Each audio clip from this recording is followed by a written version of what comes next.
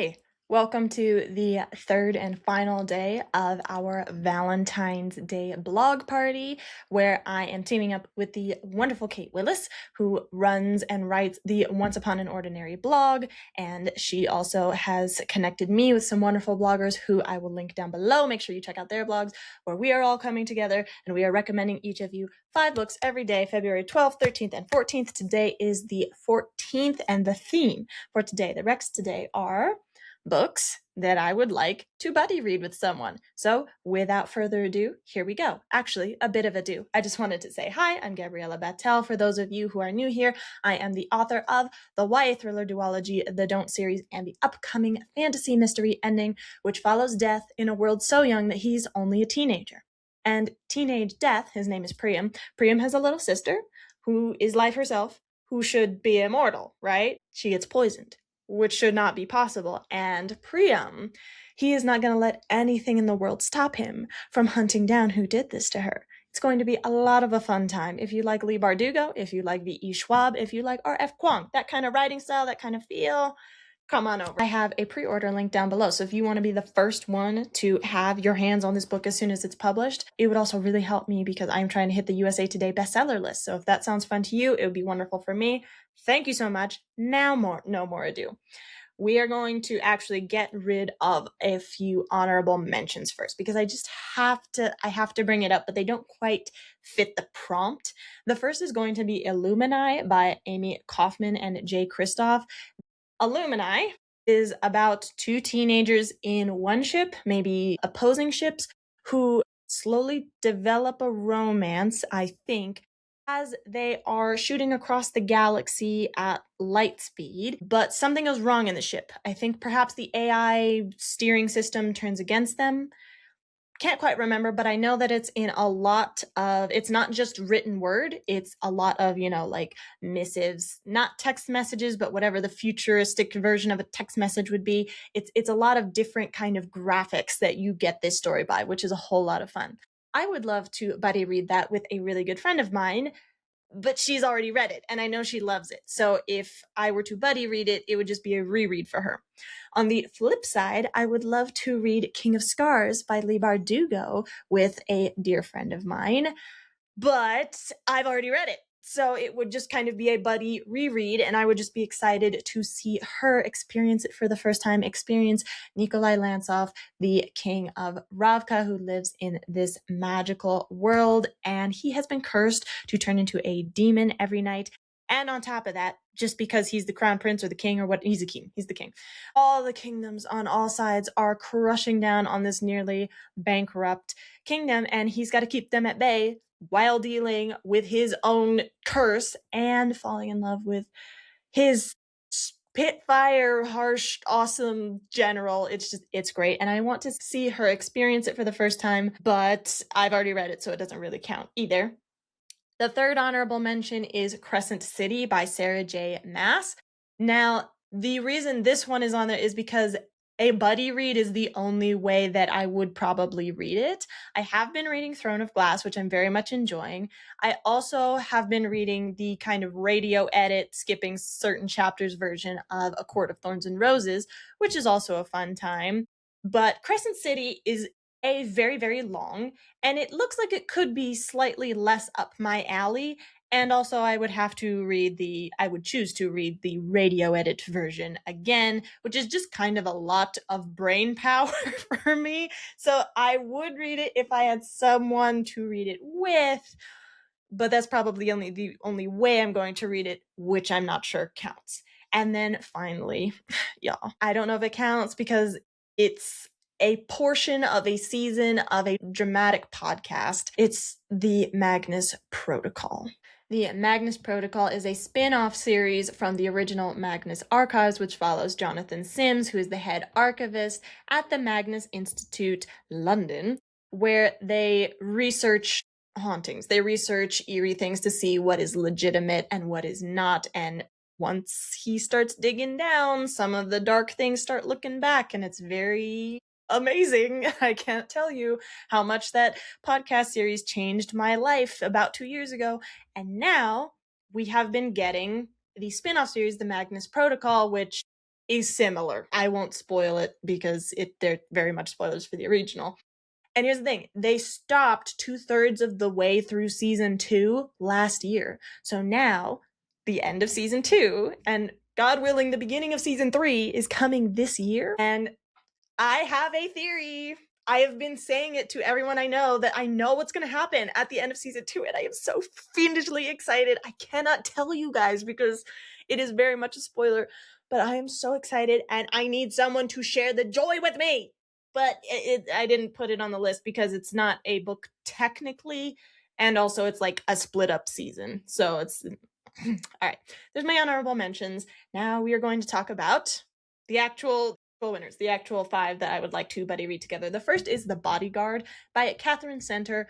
Don't know the main characters' names, but I know that he's an actor. She's the bodyguard. His mom is sick, and he wants to go home to be with his mom.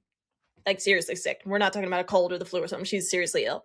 So he wants to also take his bodyguard because he's got a stalker, but he doesn't want to freak out his family by the fact that he's got a bodyguard and quite possibly a stalker. So what are they to do but be a fake couple? And it's a clean romance, and it just sounds so cute. And here's the thing, I'm not well versed in romance, and so I want someone there to share it with me to just make it all the more fun.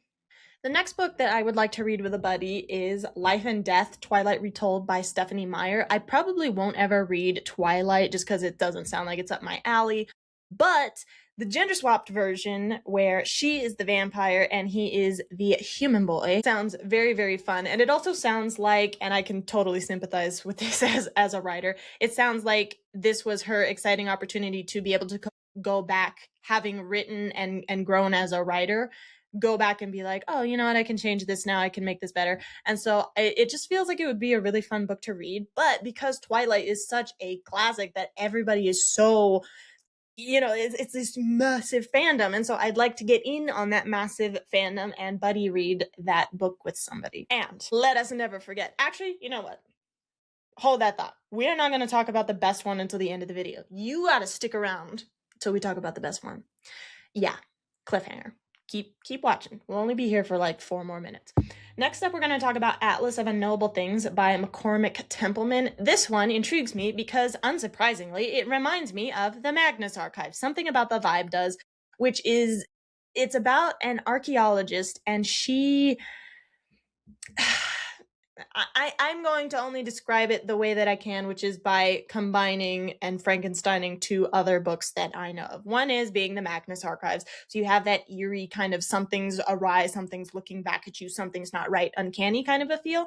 But then it's also like The Other Valley by Scott Alexander Howard, which is, it's a dystopian world where you live in a valley, and then to the west, there's I don't know if it's exactly this. It might be switched. But to the west, there's a valley that is your valley 20 years in the past. And then to the east, it is your valley 20 years to the future. And in Atlas of Unknowable Things, this archaeologist walks into a different part of her valley, of her forest, of the mountain or whatever, and she finds herself in a bit of a time loop or a different time, or just, something is awry about it because she went from one side of, it might even be the university. Maybe the university is in the woods. I pictured woods. I hope I gave you a good feel for what it's about by that. And the reason I think it would be a fun buddy read is just because it's so eerie and sounds kind of nebulous, and it would be nice to be like confused and mystified and just experience it alongside somebody else. Second to last one we're going to talk about is Heart's Gambit by J.D. Mile. And this is about a family, a black family, who their ancestors were 2 runaway slaves who got captured, but by a witch. And so they had to make a deal with the witch so that they could get out and not go back to being enslaved people. But obviously the witch took something from them. And there's something about a time loop, or there's something about servitude, or look, this black family is in the midst of a pact with a witch, and they are going to figure it out. They are going to handle their business, and that sounds so fun. And something that fun, I got to share with somebody. Okay.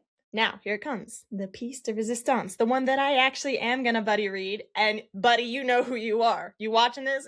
girl, you know we're going to read this together. We are going to be the first ones at our library, at the bookstore, whatever, to pick this up and have it in our hands because Leigh Bardugo herself, the queen, the creator of Kaz Brecker and his Crows, Six of Crows, is publishing A Darker Shore, Letters from Ketterdam, later on this year. So I am going to assume, for the purposes of this video, that you have not read Six of Crows. So Six of Crows is a heist novel in the same world as King of Scars. So it's that same magical world. And it follows our little thorny cactus, lovable core, so many things I could say about him, but will not waste your time with. Kaz Brecker leading his crows to pull off this heist. And then there's a second book, which is equally wonderful. And at the end of the second book, we see the culmination. I won't spoil it. I'm just going to be very vague. The end of the second book, we see the culmination of the ever-growing relationship between the hard, distant, dare I say, cruel Kaz Brecker and his wraith, his woman who does not make a sound, the girl who can get in and out of places and in and out of binds as if she is a ghost. The relationship came to a place where many fans were very satisfied at the end of the second book. And now, Letters from Ketterdam follows Inej writing letters to Kaz back and forth as Inej scours the sea as a pirate hunting down slave traffickers. I mean, hello, girl, you know who you are. We are going to buddy read this together, and you and I are going to be shooting texts back and forth like there's no tomorrow because we are going to be over the moon. We have been waiting for this day. Honestly, I'm waiting for the day where Leigh Bardugo writes the final Grishaverse novel. She needs one novel that wraps up the Six of Crows duology and that wraps up the King of Scars duology. One more novel. That's it. Then she can stop. She has to write that last one. I will not be on Earth that day. I will be somewhere where no one can find me in paradise when that happens. But in the meantime, we are buddy reading A Darker Shore, Letters from Ketterdam by Leigh Bardugo. Thank you guys so much for being here today. Write down in the comments for me a book that you want to buddy read with someone, or your last buddy read, or if you plan on reading any of the books that I just mentioned. And of course, if I made you laugh, if you had a fun time, if you got any good recommendations, I would really appreciate it if you would hit that like button. And if you would like to see more of me, which I would love to see more of you, subscribe, please. And I think that is all. So I'm going to see you guys very soon. Thank you guys so much again for being here today for the blog party. And thank you, Kate Willis, and all the lovely bloggers that I have linked down below. Make sure you check them out and their recommendations too. You have an absolutely great day, and God bless. Bye-bye.